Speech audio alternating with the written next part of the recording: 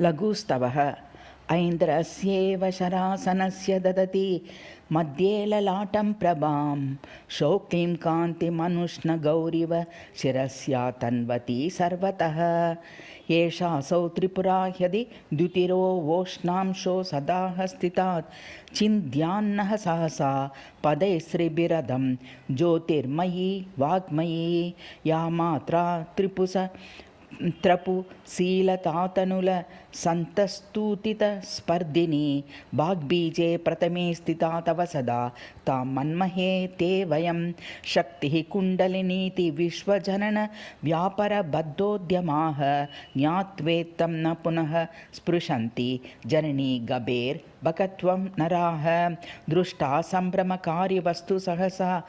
I इति व्याहतं येनाकूतवशादपीह वरदे बिन्दुं विनाप्यक्षरं तस्यापि ध्रुवमेव देवि तरसा जाते तवानुग्रहे वाचः सूक्तिसुधारसद्रवमुचो निर्यान्ति वक्त्राम्बुजात् यन्नित्ये तव कामराजमपरं मन्त्राक्षरं निष्कलं तत्सारस्वतमित्यवैति विरलः कच्चिद्बुध चेद्भुवि आख्यानं प्रतिपव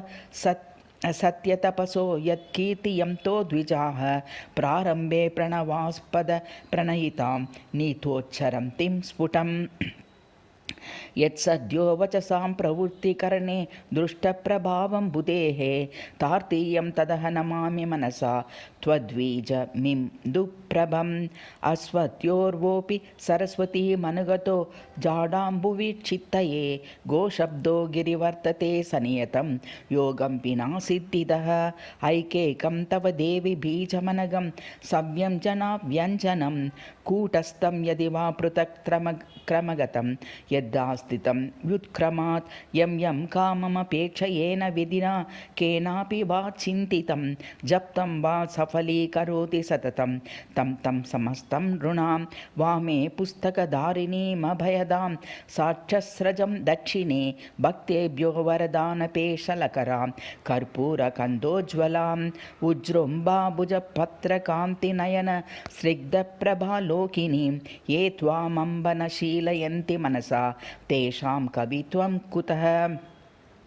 ये त्वां पाण्डुरपुण्डरीकपटलस्पष्टाभिरामप्रभां सिञ्चन्तीम अमृतद्रववैरिव शिरो ध्यायन्ति मुद्रिस्थिताम् आश्रान्तां विकटस्फुटाक्षरपदा निर्याति वक्त्राम्बुजात् तेषां भारति भारती सुरसरेत् लोलिर्मिवत् ये सिन्दूरपराग पिञ्जपिहितां त्वत्तेजसाध्यामिमाम् ऊर्वं जापि विलीनयावकर सम्प्रस्तारमग्रामिव पश्यन्ति क्षणमप्यनन्यमनस सन्तेषमनङ्गज्वर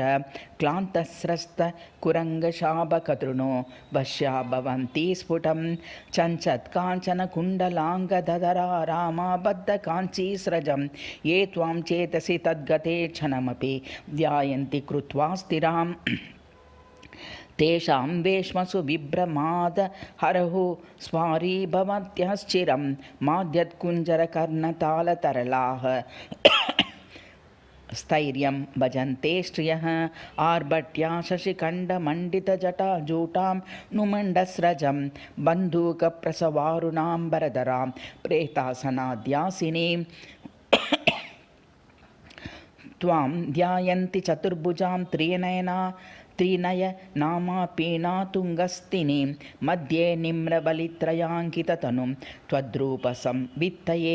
जातोऽप्यप्यपरीक्षदे चितिभुजां सामान्यमात्रे कुले निःशेषावनिचक्रवर्तिपदवीं लब्ध्वा प्रतोपोन्नतः यद्विद्याधरबृन्दवन्दितपदः श्रीवत्सराजोऽभवत् देवी त्वच्चरणाम्बुजप्रणतिजः सोऽयं प्रसादोदयः चण्डी त्वच्चरणाम्बुजार्चनकृते बिल्वादिलोलुण्ठन कृत्यात् कण्टककोटिभिः परिचयं येषां न जग्मुः कराः ते दण्डां कुशचक्रचापकुलिश श्रीवत्स मत्स्याङ्कितैः जायन्ते पृथिवीम्बुजः कथमिवाम्भोजप्रभैः पाणिभिः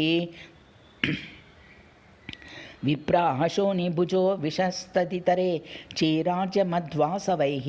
त्वां देवी त्रिपुरे परापरमयीं सन्तर्प्य पूजाविधौ यां यां प्रार्थयते मनः स्थिरधियां तेषां त एवं ध्रुवं तां तां सिद्धिम् आप्नुवन्ति तरसा विघ्नेरविघ्नीकृताः। शब्दानां जननी त्वमत्र भुवने वाग्वादिनीत् युज्यसे त्वत्तः केशव वासव प्रभृतयोऽप्याभिर्भवन्ति स्फुटम् लीयन्ते खलु यत्र कल्पविरमे ब्रह्मादयस्तेऽप्यमी सा त्वं काचिदञ्चित्य रूपमहिमा शक्तिः परा गीयसे देवानां त्रितयं त्रयी हुतभुजां शक्तित्रयं त्रिः स्वराः त्रैलोक्यं त्रिपदी त्रिपुष्करमतो त्रिब्रह्मवर्णाश्रयः यत्किञ्चित् जगति त्रिधा नियमितं वस्तु त्रिवर्गादिकं तत्सर्वं त्रिपुरेति नाम भगवत् यन्वेति ते तत्त्वतः लक्ष्मीं राजकुले जयां रणभुवि क्षेमं करीमध्वनि त्रव्यादद्विपसर्पबाजिशबरीं कान्तारदुर्गे गिरौ भूतप्रेतपिशाचजम्बुकपये स्मृत्वा महाभैरवीं व्यामोहे त्रिपुरां तरन्ति विपद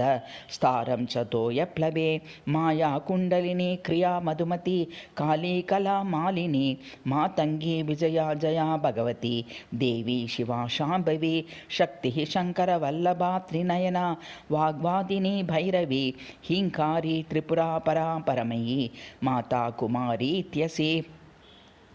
आयी पल्लवितैः परस्परयुतैर्द्वित्रिक्रमाद्यक्षरैः काद्यैः चान्तगतैः स्वरादिभिरत शान्तैश्च तैः सस्वरैः नामानि त्रिपुरे भवन्ति खलु यान्यत्यतं गुह्यानि तेभ्यो भैरवपत्रिविशन्ति सहस्रेभ्यः परेभ्यो नमः